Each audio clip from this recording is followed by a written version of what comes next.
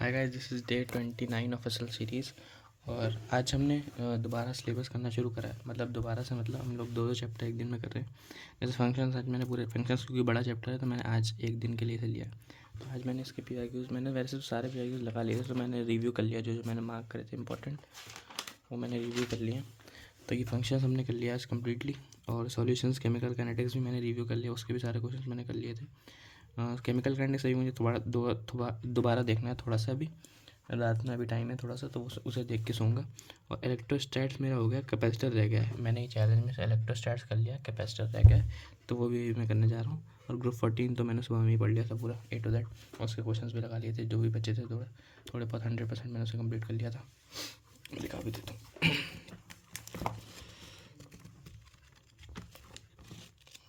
यार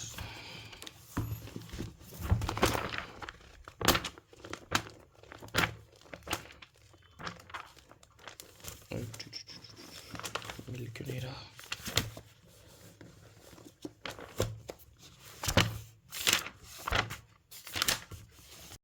या तो मैंने ये ग्रुप 14 कंप्लीट कर लिया है यहाँ से।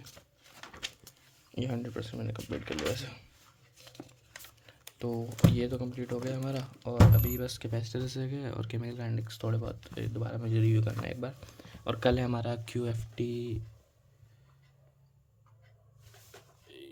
हाँ, कल है हमारा QFT 3, 17 दिसंबर। आज 16 है ना? हाँ 16 है। तो कल सुबह मैं दूँगा 9 से 12 वाली शिफ्ट में ही दूँगा इसे। तो यार अभी मैंने ये फार्मूला शीट भी प्रिंट करवा ली है एडिनिटी की। कल ही मैंने प्रिंट करवाई है पूरी। ये 12th की है और ये 11th की है। तो इसी से मैं पूरा एक्टिव रिकॉलिंग मेथड, अगर किसी को नहीं पता है तो एडिनिटी चैनल पे सर्च मार लेना। उसमें टॉपिक्स देख के हमें रिकॉल करना होता है कि क्या क्या है उन टॉपिक्स में। तो मैं उससे अभी रिवाइज़ करूँगा अभी, या तो मैं कल सुबह में, क्योंकि 9 बजे से पेपर है, तो मैं सुबह जल्दी उठ के इसे रिवाइज़ करके फिर मैं पेपर दूँगा। तो और अभी मैं अभी सर से आज मैंने जो मेरे क्वेश्चंस QFT 3 में गलत हुए थे वही डिस्कस करने गया था मैं सर से, मैथ्स वाले सर से। तो उन्होंने बताया कि जो भी मेरे क्वेश्चन गलत हुए ना, वो तो मतलब वो सारे ऐसे थे जो मैं कर सकता था। ऐसा कुछ नहीं था जो मेरा आउट ऑफ द बॉक्स है या जो मुझे नहीं आता था। तो वो सारे ऐसे थे जो मैं कर सकता था। तो ये तो अभी एनालाइज कर। और एक और बात बताइए, सर ने बताया जो कल का टेस्ट होगा उसमें ये अप्लाई करना है मुझे। अभी तक तो मैं क्या कर रहा था, ये मैं केमिस्ट्री, फिजिक्स और मैथ्स ऐसे कर रहा था, ये वाला ऑर्डर था मेरा।